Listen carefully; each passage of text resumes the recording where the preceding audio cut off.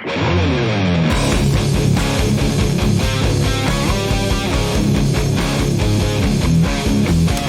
contractor's journey to self-mastery requires discipline, integrity, and respect. Welcome to Hammer and Grind. Welcome to Hammer and Grind, the podcast built for contractors, real contractors, true stories, real solutions. My name is Brad Hebner, and I will guide you on your journey to mastery of your construction business. You can find Hammer and Grind on all the social media platforms. Just search for Hammer and Grind Podcast. Now, if you're looking for more help, you can check out our free Facebook group called the Contractor Profit Group. I do free trainings in there, and it's a great community to be a part of.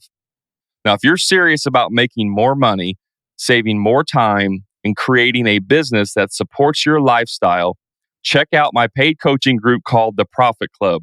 I've put together a proven system for creating a winning business. Now, listen, I'm so confident that you will succeed in my program. I'm now offering a 10x ROI guarantee. That means if you don't make at least a 10x return on your investment within a 12-month period, I will refund you the full amount. You can find out more information about the Profit Club at hammerandgrind.com/the Profit Club. All right, on this podcast, we're going to be talking about how to pre-qualify your leads, right? How to do it correctly. And this is coming from the reason I'm doing this podcast is because I was on a Facebook post the other day. There was a lady who was complaining about, like, have you ever had someone that you talk to on the phone and you pre-qualify them, and then when you got out there, they were a 180-degree different person, and they were a pain in the butt and all this other stuff. And I kind of commented on it, and I was like, well, it's because you didn't do a very good job of pre-qualifying them, and they kind of took offense to that and got defensive and was like, oh, I'm glad you're perfect. And that was kind of what the idea for this podcast was, because it's so easy for a lot of us to get caught up in this idea that we only have to work with like this very specific type of people, and that's it, right? And if they don't fit into our if they're not a square peg and we're putting them in a square hole, then that's the end of it, and they're not the right customer for us. And they, all these excuses that we make as contractors as to why that we couldn't sell that person. And the reality of it is, you just didn't do a good job of selling. You didn't do a good job of pre-qualifying. The bottom line is you didn't do a good job of communicating. And it's easy to blame the lead, the prospect, the customer, as to why we can't do this, because that way we don't have to look internally and say, oh, you know what? Maybe I suck at communication. Maybe I suck at doing sales. Maybe it's me. Maybe I'm the problem. And I threw away a perfectly good lead because I didn't know how to effectively communicate. So on this podcast, we're going to be talking about how to pre-qualify people. And this is a little bit misleading because it's really about you as the contractor. It's about what you need to do internally so that you can pre-qualify your leads effectively. So we're going to jump into this. I'm going to start with really we're going to shape you personally first so that you have the right mindset going into this as to what you're doing wrong. And then we'll get into the actual things that you should be doing on the call in order to figure out and discover their types of personalities, what kind of customer they're going to be.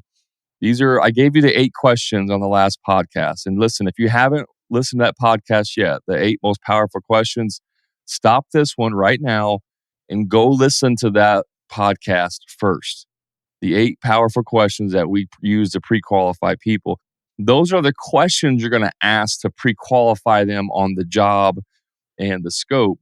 But there is some mindset and there are some things that you need to understand when you're asking those questions.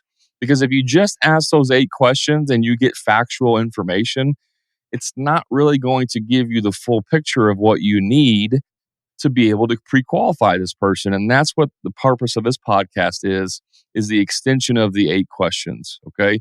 So stop this podcast, go back and listen to that one if you haven't done it yet. So the very first thing that you have to do when you get on a sales call with a potential lead is you have to have a real intention to help them. You have to have an honest, genuine, real intention to help them. Meaning you have to want to help them as a client. If you're, on your way home from work and you're like, oh, I'll slip in this call real quick and see if I can make a sale.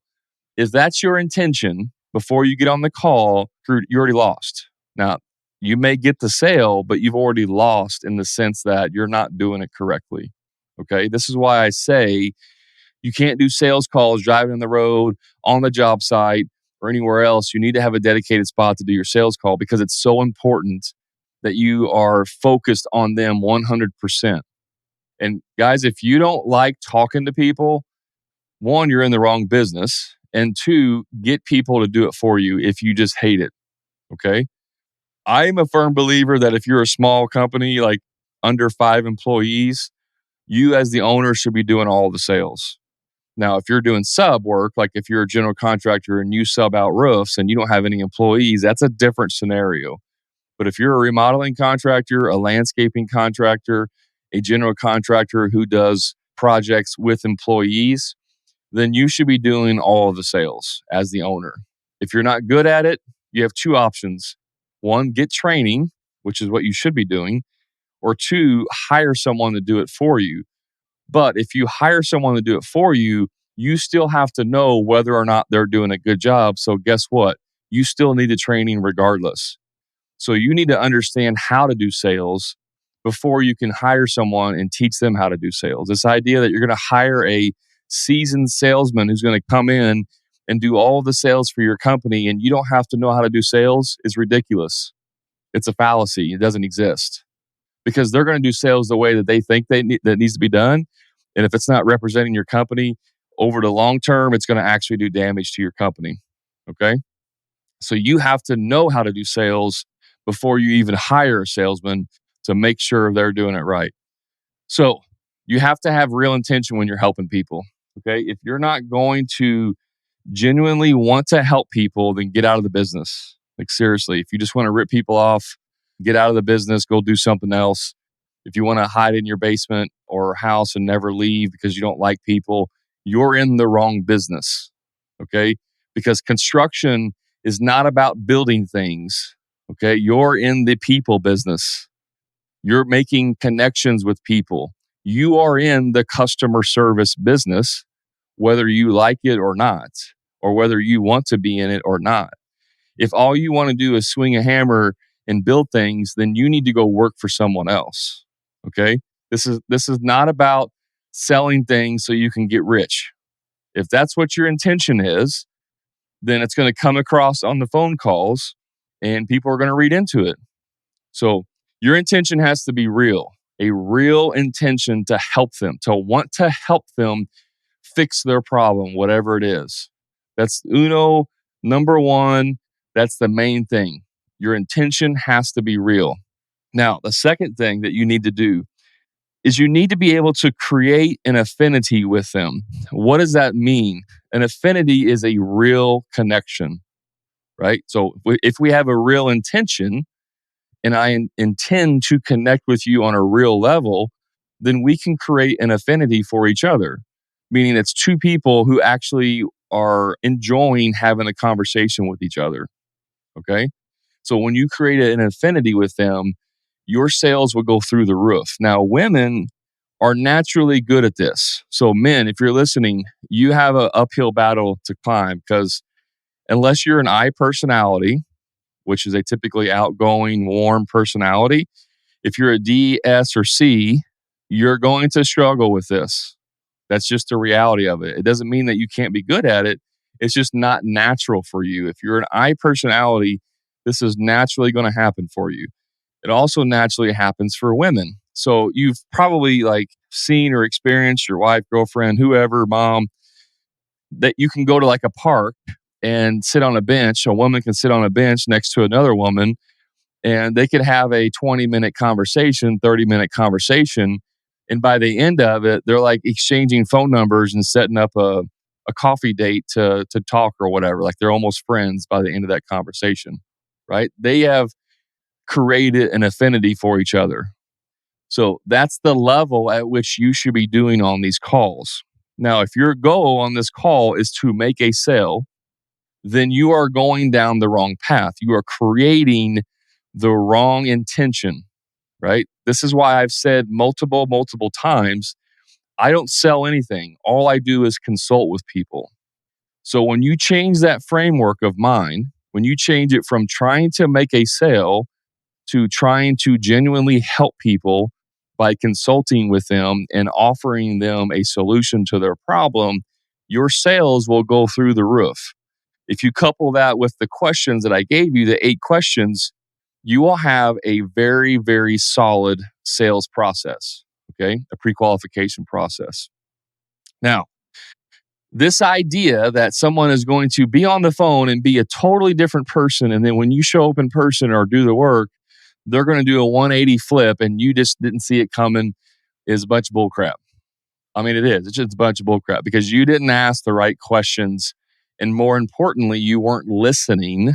You weren't listening on the call for all of the cues that this person may be crazy, that they may be having some putting on a front for you. Now, I'm not saying that people won't put their best foot forward when they're on the call with you. Of course they will.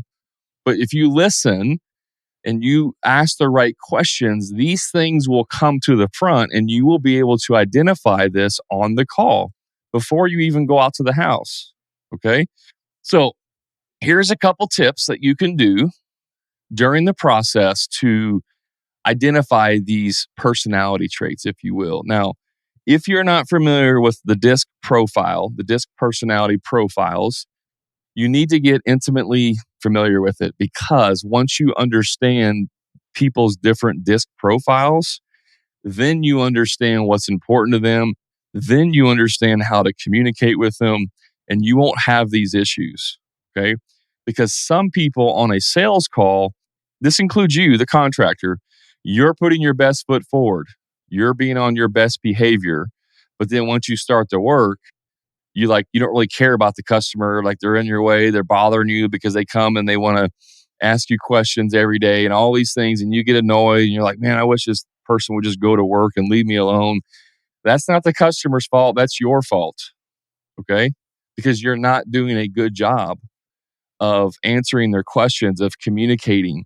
People ask questions because they have questions, but they ask the questions because you're not answering or communicating with them well enough during the process.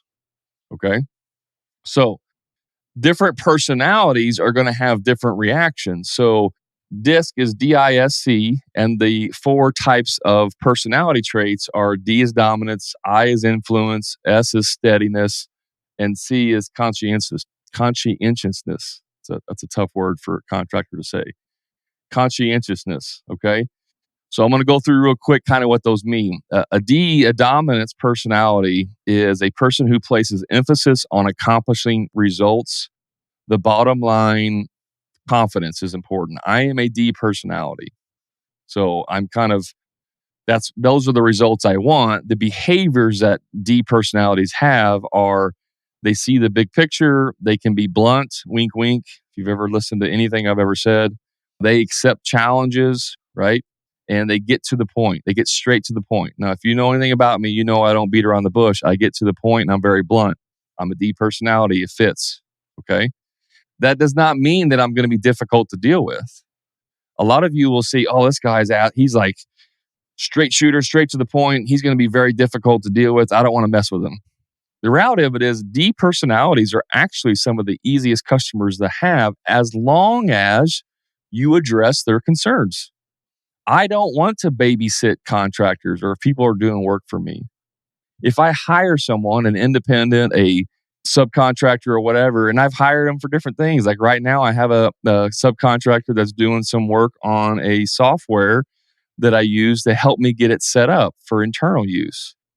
And there's a little bit of a language barrier because she's in a different country.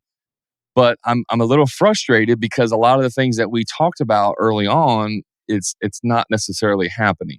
And so there was a communication breakdown on her part, partially my fault because maybe I didn't explain it enough.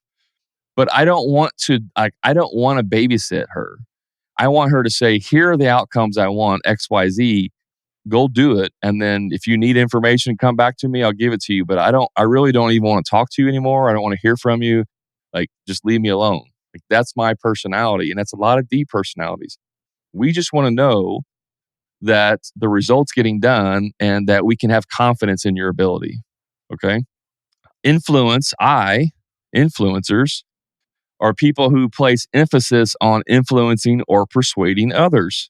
Openness, they're about relationships. These are the people that naturally have an affinity for other people. I wouldn't say they're good communicators. They can sometimes struggle with communication, but they're very good at relationships. These are sometimes like the life of the party, people that everyone likes. They have this magnetic personality.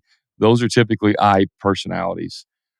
Their behaviors are they show enthusiasm, they're optimistic, they like to collaborate, they dislike being ignored. Like, they kind of want to be the life of the party, right? They don't want to be ignored. If you have an I personality and you're ignoring them, guess what's going to happen? If your client is an I personality and they have questions for you and you kind of ignore them, they're going to get upset. They're going to think you don't like them. So this is why it's important to understand disc profiles. Steadiness, S. This is the person that places emphasis on cooperation, sincerity, and dependability. Okay. S people are like steadiness. They want things to be, they don't want disruption. They don't want there to be like issues that come up, right? They don't want to come home from work and you got trash and crap all over their house because you didn't clean it up. You're going to make an S personality very upset because they don't want to be disrupted. My wife is an S personality. She likes her routine. She doesn't want to be rushed. She wants to have just this constantness of everything is where it's supposed to be. Their behaviors are they don't like to be rushed. They're very calm manner. They're very calm approach. They're supportive actions. They're very supportive. My wife's a very humble person. She's very supportive, very calm. And so that describes her to the T. And the last category is the C, the conscientiousness. There's that word again. These people place emphasis on quality and accuracy, expertise, competency. These are, if you've watched my TikTok videos, these are the people that I did the contractor stories on because these people are typically accountants and engineers. Like, profession-wise, these are typically accountants and engineers. They have a very high priority on things being accurate. So if you give someone an estimate that says, scope of work, remodel bathroom, price $20,000, you're not getting that job. I can almost guarantee you're not getting that job. But if you have a very detailed scope of work, we're going to be doing this, and this. This is the materials we're using. This is everything that we're using. Even if it's a one, lump sum price, those people are going to be very excited because you've given them all of the details that they're looking for. Okay. Behaviors for C's are they enjoy independence, objective reasoning. They want the details and they fear being wrong. Okay. That's why we joke around about engineers. They don't want to be wrong because that's a fear to them. They don't want to be inaccurate.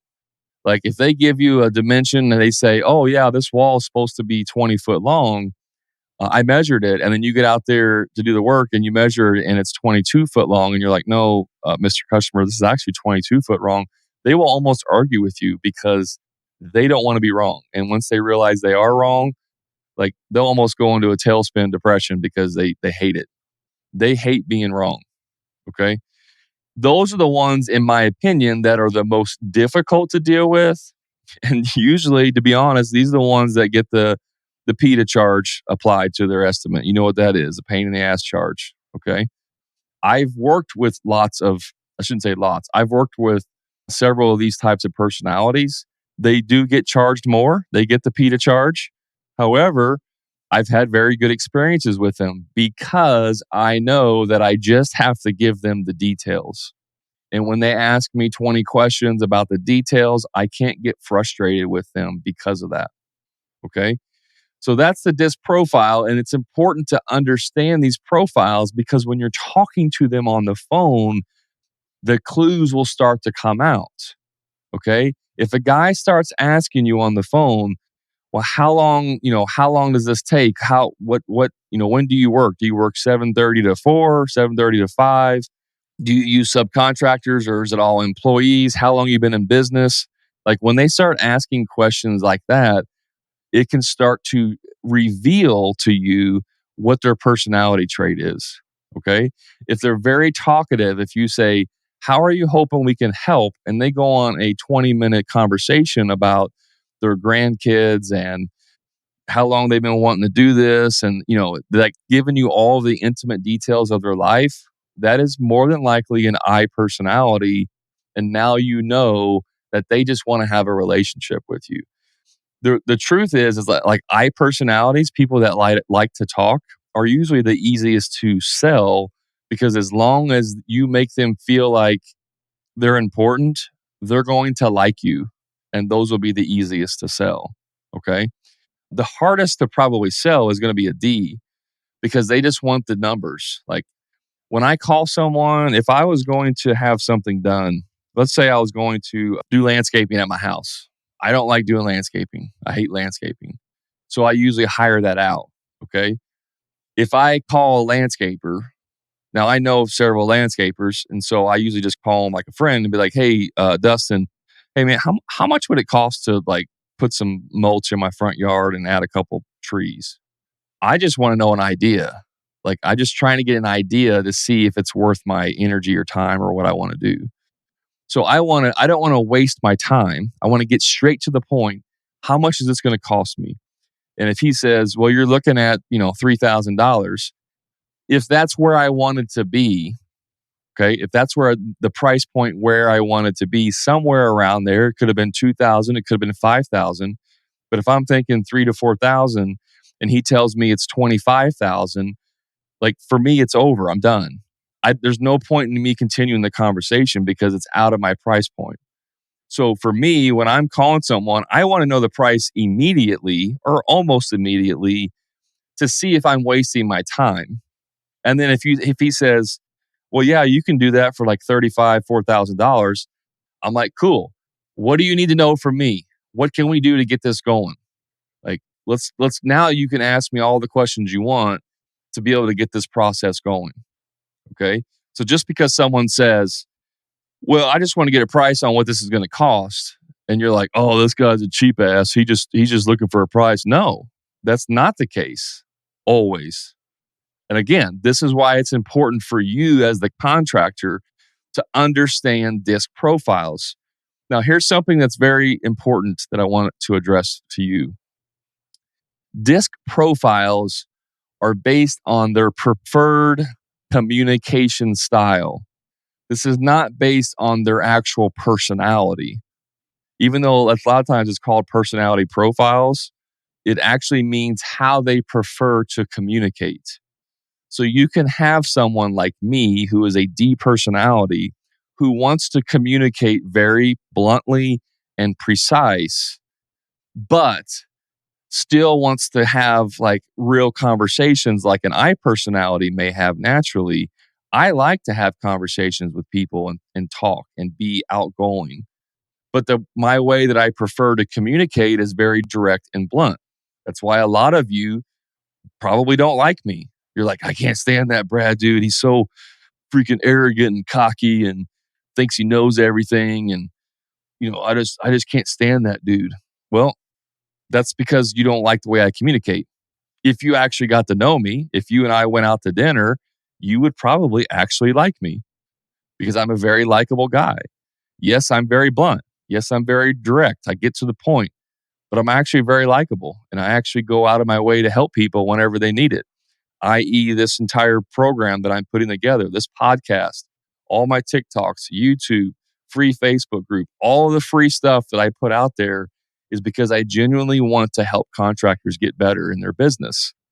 If I was the type of person that was a dickhead, like you would think as a D personality, that would not be true. I would only care about myself, right?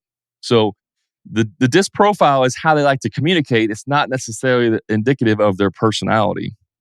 Okay. So we covered the disc profile. You have to understand these. There's actually classes to go get certified and be disc profile. I'll share a story with you. A few years ago, I went to Dave Ramsey's place. Now, I don't care if you like Dave Ramsey or not. I don't care if you agree with him or not. That's irrelevant. But I got an opportunity to tour his facility, a brand new facility that he built. I don't know, like $20-30 million facility or whatever it was. And as we were walking around the buildings getting a tour, there was cubicles, right, for all the people that work there. And they had on every cubicle, on every office door or whatever, there was a little placard that had their disc profile on there. And you can have multiple disc profiles. So you could be like 60% D and 17% I, or 30%, S and 27% C, whatever. Like you can have multiple characteristics, right? Multiple personality traits.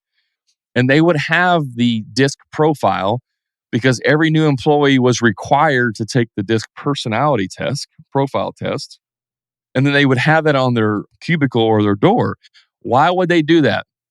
And I actually, as we were walking around, I pointed out to someone else, I said, look, they have the disc profiles. And they go, the guy that was giving us the tour heard me. And he said, yeah, we do that because we want to make sure that if I am a D personality and I'm going into a meeting with a C personality, i.e. accountant, engineer type personality, and I don't have all of the facts, it's not going to be a very productive meeting. Because if I just show up as an I and I just want to talk about how I feel about it and what I think is a great idea, and the whole time he's like, yeah, but what's the numbers? Like, what are the what's the numbers on this? How much is it going to cost to do this advertising? Right? How many views can we get on it? If you're talking to a C, he's going to want all of the numbers. If you're talking to an I, they just want to have more of a collaboration. So it's super important, guys, to understand this. And probably 90% of you listening to this, if you're still listening, are probably like, this is stupid. This podcast is stupid. It's not even really helping me. This is what you have to do to actually get good at this. It actually requires intention. It actually requires training to do this stuff, to be good at it. And here's the thing. If you go get personality tests and you have your employees take the test, it will help you be a better leader. Why? Because if you know Johnny likes to know the numbers, he's going to want you to give him the blueprint with all of the numbers on there instead of you just saying, oh, yeah, it's going to be roughly 24 by 26 feet. He's not going to be happy with that. He's going to want to see the blueprints. He's going to want to see all of the dimensions. He's going to want to see all of the dimensions that don't even matter. He still wants to see them, right? Or if you have little, little Mary on your team, a young female who's wanting to get in the trades, and she's very high personality, really wants to connect with people, and you're like, Mary, get off your ass and get to work. You're going to piss her off. Like, she's not going to feel loved and she's not going to want to work for you. So this is a tip for you, a bonus tip in this podcast is go get all of your teammates, all of your employees' disc profile tested, learn their behaviors, and then speak to that behavior whenever you communicate with them. If you do this, that alone will change the trajectory of your business. I promise you. So let's get back to the actual pre-qualification. I know we took a real hard detour on that, but it's super critical to understand these because if you understand the profiles when you're talking to them, now you will understand what kind of personality they are. Very few people on earth, very few have a true split personality disorder where they're one personality on the call and then you show up and they're totally different. Okay. Very, very, very few. And after doing almost 2,500 jobs, for almost 1,000 customers over the past 12 years, I can tell you that maybe 2 times that's happened to me.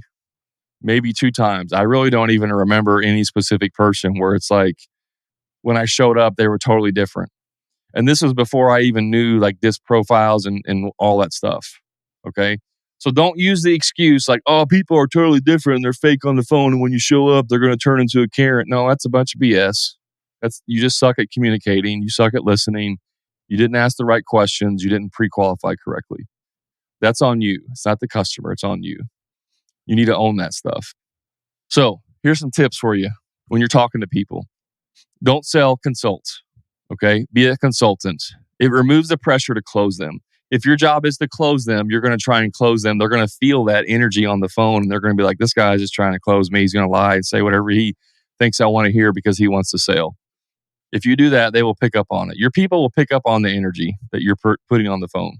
That's why they say that before you get on the call, like smile real big, or make a funny joke or whatever, do something stupid to get into like a heightened personality.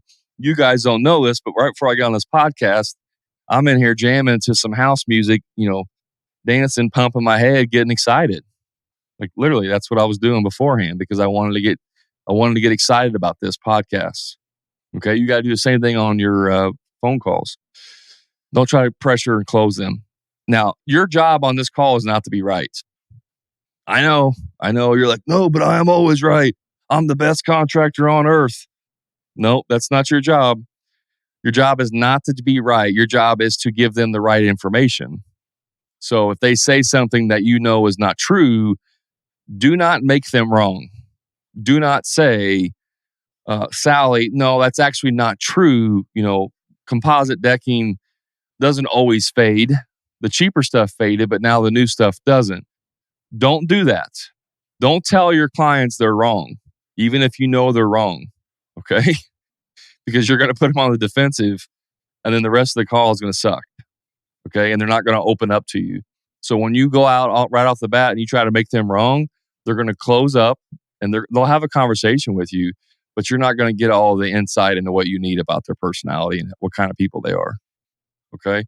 Stop interrogating them. Stop trying to be interrogation.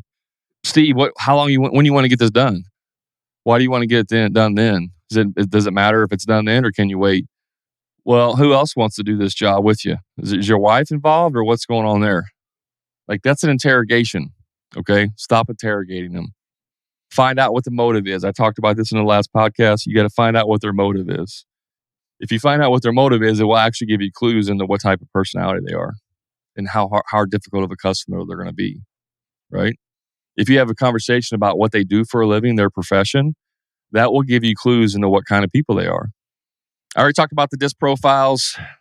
There is I already shared with you the story about the contractor that was complaining about they did a 180 when I got out there. No, she just didn't pre-qualify them. And the last thing I want to talk about is don't use insincere flattery.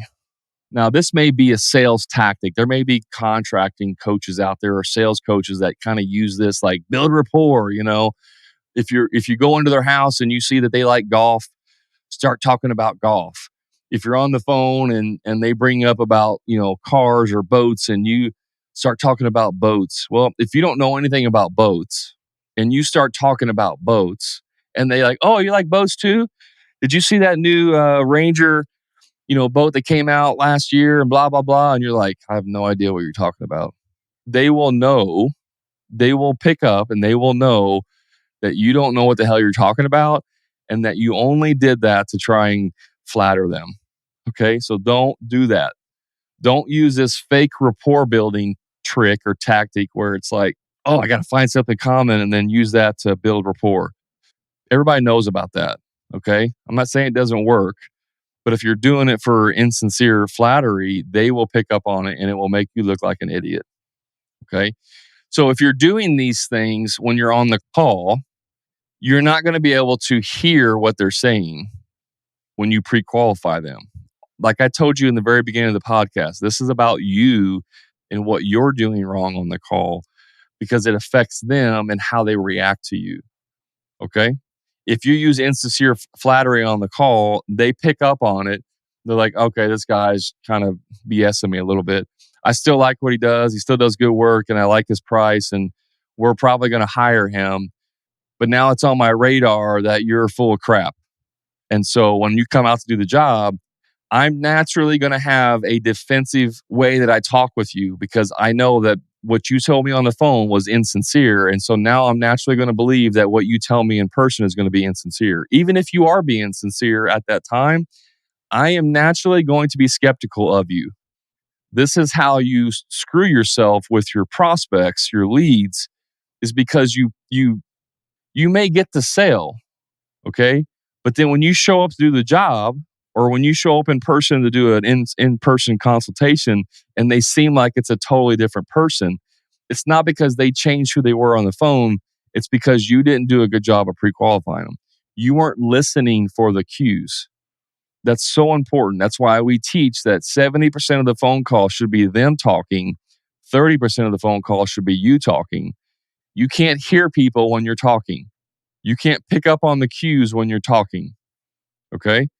So understand the disc profiles, understand to be sincere, don't use insincere flattery, have the right intention to help people, okay? Consult with them, don't try to sell them.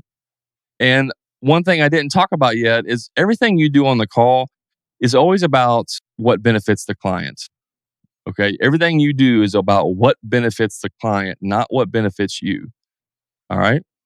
If you get people to open up, if you get them to lower their guard and you create an affinity with them, they will tell you every single thing you need to know about them as a person and who they are. That is how you pre-qualify people genuinely. Okay. Yes, the questions will pre-qualify their time frame. Yes, the investment will pre-qualify their budget. But if you truly want to know what kind of person they're going to be throughout the process, you have to shut your mouth. You have to learn how to create an affinity with them. And then they will tell you everything you need to know about them. That's all I got on this podcast, guys. You know where to find me. I'm on all the social medias, TikTok, Facebook, Instagram. Make sure, also Discord. Don't forget, we got a new Discord channel. And we're going to be pushing Discord a lot because it makes it easy to put all of my content in one place. I can put my YouTube videos. I can put my Instagram posts. I can put my TikTok videos. I can put all the things I put in Facebook into Discord and have one community for everything. So if you're not on the Discord community, make sure you jump on there. We can have a lot more detailed conversations and connect with other contractors. All of this information is a link in the bio, link in the podcast to all of my social medias. Make sure you're following me.